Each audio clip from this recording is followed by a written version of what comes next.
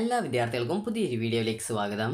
ഈ വർഷത്തെ KEAM 2026 engineering, pharmacy, medical and medical allied courses, അതുപോലെ തന്നെ ആർക്കിടെക്ചർ കോഴ്സസ് എന്നിങ്ങനെയുള്ള വിവിധ കോഴ്സുകളിലേക്കുള്ള പ്രവേശനത്തിനായിട്ടുള്ള കീം 2026 അപേക്ഷ സമർപ്പിച്ച വിദ്യാർത്ഥികളുടെ എഞ്ചിനീയറിംഗ്, അതുപോലെ തന്നെ ഫാർമസി കോഴ്സുകളിലേക്കുള്ള പ്രവേശനത്തിനായിട്ടുള്ള എൻട്രൻസ് എക്സാമിനേഷനുകൾ ഇന്നത്തോടെ അവസാനിച്ചിട്ടുണ്ട്. അതായത് ഏപ്രിൽ 22-ാം തീയതി വരെയായിരുന്നു ഈ ഒരു എഞ്ചിനീയറിംഗ് പരീക്ഷ.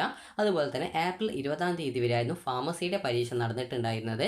അപ്പോൾ വിദ്യാർത്ഥികൾക്ക് എല്ലാവർക്കും ഈ ഒരു പരീക്ഷകൾ ചിലപ്പോൾ ഈസി ആയിരിക്കാം, ചിലപ്പോൾ ടഫ് ആയിരിക്കാം. കാരണം ഓരോ വിദ്യാർത്ഥികളും പലതരത്തിലാണ് അഭിപ്രായം പറയാറുള്ളത്.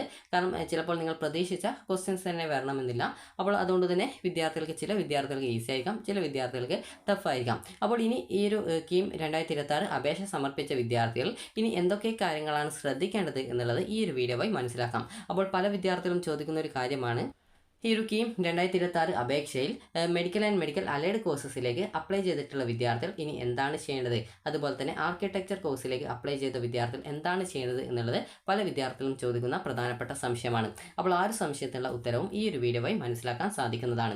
അപ്പോൾ ഇനി വിദ്യാർത്ഥികൾ ശ്രദ്ധിക്കേണ്ട കാര്യം ഇത്രമാത്രമാണ്. നിങ്ങൾ ഈ ഒരു കീം 2026 അപേക്ഷ സമർപ്പിക്കുന്ന സമയത്ത് ഈ ഒരു മെഡിക്കൽ ആൻഡ് മെഡിക്കൽ അലൈഡ് കോഴ്സസിലേക്ക് നിങ്ങൾ അപ്ലൈ ചെയ്തിട്ടുണ്ട് എന്നുണ്ടെങ്കിൽ വിദ്യാർത്ഥികൾ ഈ ഒരു നീറ്റ് UG 2026 പരീക്ഷ രജിസ്ട്രേഷൻ ഓൾറെഡി കഴിഞ്ഞിട്ടുണ്ട്. അപ്പോൾ ഒരു നീറ്റ് UG 2026 പരീക്ഷ എഴുതുകയാണ് ചെയ്യേണ്ടതായിട്ടുള്ളത്. ഇതിൻ്റെ അഡ്മിറ്റ് കാർഡ് തൊട്ടടുത്ത ദിവസം തന്നെ വരുന്നതായിരിക്കും. അതുപോലെ തന്നെ എക്സാമിനേഷൻ മെയ് 3-ാം തീയതിയാണ് നടക്കുന്നത്.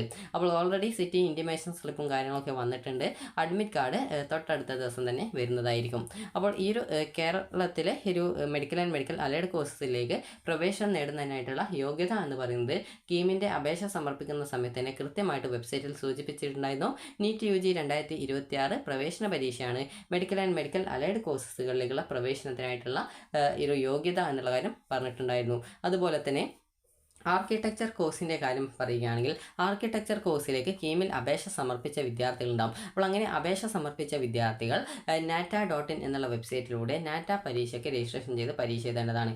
nata.in എന്നുള്ളത് national aptitude test in architecture എന്നുള്ളതിൻ്റെ ആ ഒരു പൂർണ്ണ രൂപമാണ്. അതായത് ആ ഒരു national aptitude test in architecture എന്നതിൻ്റെ ചുരുക്ക രൂപമാണ് നാറ്റ എന്ന് പറയുന്നത്. അപ്പോൾ ഈ നാറ്റയ്ക്ക് അപേക്ഷ സമർപ്പിക്കാനുള്ള വെബ്സൈറ്റാണ് nata.in എന്നുള്ളത്. ജൂൺ 13-ാം തീയതി വരെ എല്ലാ ആഴ്ചയിലും 2 ദിവസങ്ങളായിട്ട്, അത് തിങ്കളാഴ്ചത്തെ രജിസ്ട്രേഷൻ, അതായത് ഈ ഒരു വെള്ളിയാഴ്ച ഉച്ചയ്ക്ക് ശേഷം നടക്കുന്ന പരീക്ഷയ്ക്ക് ഈ ഒരു തിങ്കളാഴ്ചയാണ് രജിസ്ട്രേഷൻ ഉണ്ടാവുക.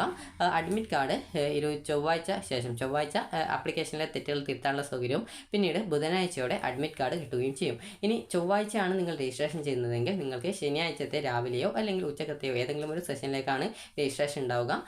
നിങ്ങൾക്ക് ഈ ഒരു അപേക്ഷയിലെ തെറ്റുകൾ ഉണ്ടെങ്കിൽ ഈ ഒരു ബുധനാഴ്ച രാത്രി 11:59 വരെ തിരുത്താനുള്ള സൗകര്യവും ബുധനാഴ്ച രാത്രി 11:59 ശേഷം നിങ്ങൾക്ക് അതിൻ്റെ അഡ്മിറ്റ് കാർഡ് ലഭിക്കുകയും ചെയ്യും. ഇങ്ങനെ നാറ്റ പരീക്ഷ എഴുതിയിട്ട് ഏകദേശം 7 ദിവസത്തിനുള്ളിൽ തന്നെ നിങ്ങൾക്ക് അതിൻ്റെ റിസൾട്ട് കിട്ടുന്നതാണ്. ഈ ഒരു ആർക്കിടെക്ചർ കോഴ്സിലേക്കും മെഡിക്കൽ ആൻഡ് മെഡിക്കൽ അലൈഡ് കോഴ്സസിലേക്കും അപേക്ഷിച്ചവർ എന്ത് ചെയ്യണം എന്നുള്ളത് ഒരു സെപ്പറേറ്റ് വീഡിയോ ആയിട്ട് തന്നെ ചാനൽ അപ്ലോഡ് ചെയ്യുന്നതാണ്. അപ്പോൾ നമുക്ക് ഈ ഒരു എഞ്ചിനീയറിംഗ് ഫാർമസിയുടെ ഇനിയുള്ള സ്റ്റെപ്പ്, അതായത് പരീക്ഷ എഴുതിയിട്ടുള്ള വിദ്യാർത്ഥികൾ ഇനി ചെയ്യേണ്ട സ്റ്റെപ്പുകൾ എന്തൊക്കെയാണ് എന്നുള്ള കാര്യം നമുക്ക് നോക്കാം. അപ്പോൾ നിങ്ങൾ എഞ്ചിനീയറിംഗ് അപ്ലൈ ചെയ്തിട്ടുണ്ടെങ്കിൽ, ഫാർമസി അപ്ലൈ ചെയ്തിട്ടുണ്ടെങ്കിൽ നിങ്ങളുടെ ഈ ഒരു ആൻസർ കീ ഉടൻ തന്നെ പ്രസിദ്ധീകരിക്കും. ആദ്യം പ്രൊവിഷണൽ ആൻസർ കീ, അത് താൽക്കാലിക ആൻസർ കീ ആണ് പ്രസിദ്ധീകരിക്കുക. താൽക്കാലിക ആൻസർ കീയിലുള്ള ഏതെങ്കിലും ഉത്തരങ്ങൾ നിങ്ങൾ തെറ്റാണ് എന്ന് കണ്ടെത്തുകയാണെങ്കിൽ നിങ്ങൾക്കത് പ്രവേശന പരീക്ഷാ കമ്മീഷണറെ നിശ്ചിത സമയത്തിനുള്ളിൽ അറിയിക്കാനുള്ള അവസരമുണ്ടാകും. അതിനുശേഷം മാത്രമാണ് മെയിൻ ആൻസർ കീ, അതായത് ഒരു ഒറിജിനൽ ആയിട്ടുള്ള ആൻസർ കീ പ്രസിദ്ധീകരിക്കാം. ഒറിജിനൽ ആൻസർ കീ വന്ന ശേഷം നിങ്ങളുടെ ആൻസേഴ്സിൽ എന്തെങ്കിലും നിങ്ങൾ ആൻസർ ചെയ്തതിൽ തെറ്റുകൾ ഉണ്ടായിരുന്നോ എന്നുള്ളത് നിങ്ങൾക്ക് കൃത്യമായിട്ട് മനസ്സിലാക്കാൻ സാധിക്കുന്നതായിരിക്കും. ഇതിനുശേഷം നിങ്ങൾ ചെയ്യേണ്ടത് ഇത്രമാത്രമാണ്. എഞ്ചിനീയറിംഗ് റാങ്ക് ലിസ്റ്റും പ്രസിദ്ധീകരിക്കും, ഫാർമസിയുടെ റാങ്ക് ലിസ്റ്റും പ്രസിദ്ധീകരിക്കും. ഫാർമസി എൻട്രൻസ് എക്സാമിനേഷൻ എഴുതിയ എല്ലാ വിദ്യാർത്ഥികളും നിങ്ങളുടെ മാർക്ക് അനുസരിച്ച്, ഫാർമസി എൻട്രൻസിൽ കിട്ടിയ മാർക്ക് അനുസരിച്ച് അതിൻ്റെ റാങ്ക് ലിസ്റ്റിൽ നിങ്ങൾ ഉൾപ്പെടുന്നതാണ്. പിന്നീട് നിങ്ങൾക്ക് ഫാർമസി ഒരു കോഴ്സിലേക്കുള്ള പ്രവേശനത്തിനായിട്ട് ഓപ്ഷൻ രജിസ്ട്രേഷൻ ഈ ഒരു ലോഗിൻ ചെയ്തുകൊണ്ട് നിങ്ങൾക്ക് ഏകദേശം ജൂൺ മാസത്തോടെ തന്നെ നിങ്ങൾക്ക് ഫാർമസി കോഴ്സിലേക്കുള്ള പ്രവേശനത്തിനായിട്ടുള്ള ഓപ്ഷനുകൾ നൽകാൻ സാധിക്കുന്നതായിരിക്കും. അതുപോലെ തന്നെ എഞ്ചിനീയറിംഗിൻ്റെ കാര്യമാണെങ്കിൽ ആദ്യം എഞ്ചിനീയറിംഗ് റാങ്ക് ലിസ്റ്റ് പ്രസിദ്ധീകരിക്കുന്നതിന് മുൻപായിട്ട് വിദ്യാർത്ഥികൾ നിങ്ങളുടെ +2 ഫിസിക്സ്, കെമിസ്ട്രി, മാത്സ് എന്നിവയുടെ മാർക്ക് വിദ്യാർത്ഥികൾ കീം വെബ്സൈറ്റിൽ അപ്ലോഡ് ചെയ്ത് കൊടുക്കാനായിട്ട് പറയും. അപ്പോൾ അത് ഏകദേശം ജൂൺ മാസത്തിൽ തന്നെയാണ് ഉണ്ടാവുക. ഈ ഒരു +2 സ്കോർ അപ്ലോഡ് ചെയ്ത് കൊടുത്തിട്ടുണ്ടെങ്കിൽ എഞ്ചിനീയറിംഗ് റാങ്ക് ലിസ്റ്റിൽ നിങ്ങൾ ഉൾപ്പെട്ടുള്ളൂ. ഈ വർഷം ആദ്യമായിട്ട് പരീക്ഷ എഴുതി +2 പരീക്ഷ എഴുതി ജയിച്ച വിദ്യാർത്ഥികളുടെ മാർക്കുകൾ ഓട്ടോമാറ്റിക്കലി കീം വെബ്സൈറ്റിൽ വരും. അത് നിങ്ങൾ വെരിഫൈ ചെയ്ത് നിങ്ങൾ കറക്റ്റ് ആണെങ്കിൽ അത് തിരുത്താതെ സബ്മിറ്റ് ചെയ്യാവുന്നതും എന്തെങ്കിലും തെറ്റുകളുണ്ടെങ്കിൽ അത് തിരുത്തിയിട്ട് നിങ്ങൾക്ക് സബ്മിറ്റ് ചെയ്യാവുന്നതുമാണ്. അതുപോലെ തന്നെ മറ്റുള്ള വിദ്യാർത്ഥികൾ മാനുവലി നിങ്ങളുടെ ആ ഒരു +2 റിസൾട്ട് ഫിസിക്സ്, കെമിസ്ട്രി, മാത്സ് എന്നിവയ്ക്ക് +2വിന് കിട്ടിയ മാർക്ക് നിങ്ങൾ ഈ കീം വെബ്സൈറ്റിൽ അപ്ലോഡ് ചെയ്ത് കൊടുക്കേണ്ടതായിട്ട് വരും. അതിനുശേഷം നിങ്ങളുടെ +2വിൻ്റെ മാർക്കും നിങ്ങൾക്ക് എഞ്ചിനീയറിംഗ് എൻട്രൻസിൽ കിട്ടിയ മാർക്കും എത്രയാണ് അത് ഒരു നിശ്ചിത ഫോർമുല ഉപയോഗിച്ചുകൊണ്ട് കാൽക്കുലേഷൻ ചെയ്ത് വിദ്യാർത്ഥികളുടെ എഞ്ചിനീയറിംഗ് റാങ്ക് ലിസ്റ്റ് പ്രസിദ്ധീകരിക്കുകയാണ് ചെയ്യുക. ഇങ്ങനെ ഒരു എഞ്ചിനീയറിംഗ് ഫാർമസി റാങ്ക് ലിസ്റ്റുകൾ വന്നതിന് ശേഷം വിദ്യാർത്ഥികൾക്ക് ഓപ്ഷൻ രജിസ്ട്രേഷൻ ചെയ്യാനായിട്ട് വരും. ആദ്യം മെഡിക്കൽ ആൻഡ് മെഡിക്കൽ അലൈഡ് കോഴ്സസിലേക്കുള്ള പ്രവേശനത്തിനായിട്ടുള്ള നടപടികളാണ് ആദ്യം സാധാരണത്തിൽ ഉണ്ടാവാറുള്ളത്. അപ്പോൾ അതിനുശേഷമാണ് സാധാരണത്തിൽ എഞ്ചിനീയറിംഗിൻ്റേതും ഫാർമസിയുടേതും ഉണ്ടാവാറുള്ളത്. അപ്പോൾ അതിനുശേഷം നിങ്ങൾ ചെയ്യേണ്ടത് ഇത്രമാത്രമാണ്. പിന്നീട് കീം വെബ്സൈറ്റിൽ ഓപ്ഷൻസ് കൊടുക്കുകയാണ് ചെയ്യേണ്ടത്. ഓപ്ഷൻസ് കൊടുക്കുന്നതിനായിട്ട് ഫീസ് ഉണ്ട്. ഏകദേശം 2000 രൂപയാണ് ഓപ്ഷൻ രജിസ്ട്രേഷൻ ഫീസ്.